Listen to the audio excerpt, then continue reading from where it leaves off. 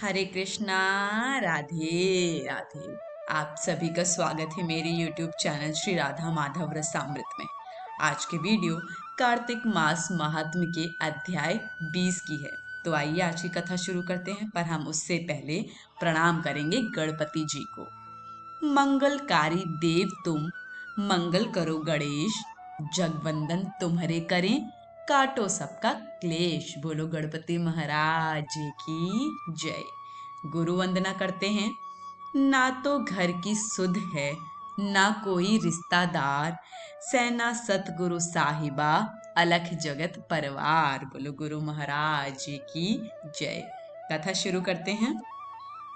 धर्मदत्त बोला, तीर्थ दान व्रत करने से पाप दूर हो जाते हैं, परंतु तू प्रेत योनि में है, इसलिए मुझको अधिकार नहीं है। तेरी इस आत्मग्लानि को देखकर मेरा मन दुखी है। तेरा उद्धार किए बिना मन प्रसन्न नहीं होगा। 3 प्रेत योनियों को दिलाने वाले तेरे पाप बड़े उग्र हैं।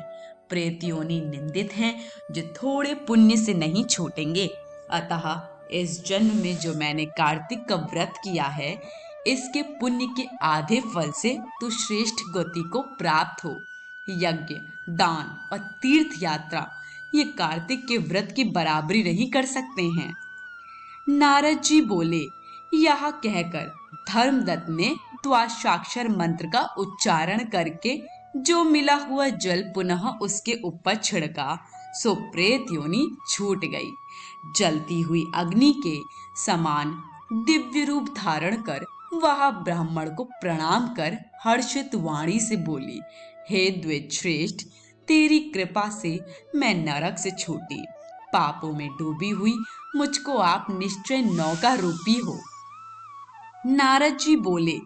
तब कलहा ने देवताओं से युक्त प्रकाशमान विमान को देखा।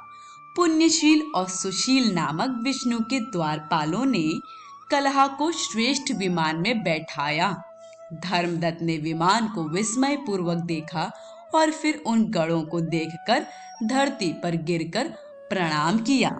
उन दोनों द्वारपालों ने उस ब्राह्मण को उठाकर उसकी प्रशंसा करके धर्मयुक्त वचन कहा, हे ब्राह्मण, तुम बहुत अच्छे हो, विष्णु की भक्ति में सदा लगे रहते हो, दीनों पर कृपा करने वाले धर्मज्ञ हो।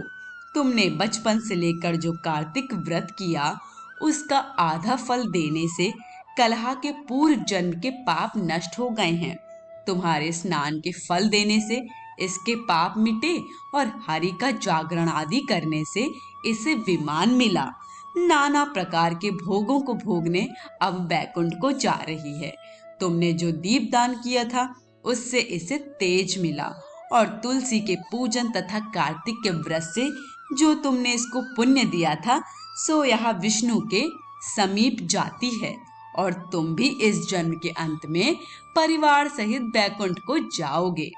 विष्णु के बैकुंठ में तुम भगवान की आराधना तुम्हारी तरह करते हैं, उनको कोई वस्तु दुर्लभ नहीं है।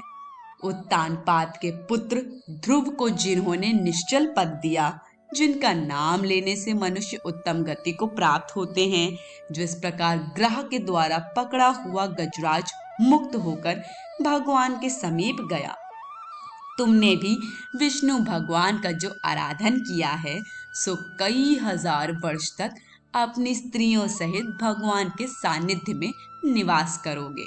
फिर पुण्य क्षीण होने पर पृथ्वी पर आओगे और सूर्य वंश में प्रसिद्ध राजा दशरथ होगे।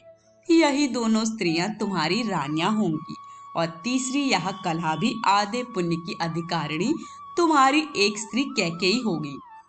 वहां भी विष्णु भगवान आपके समीप रहेंगे और तुम्हारे पुत्र होकर देवताओं का कार्य करेंगे।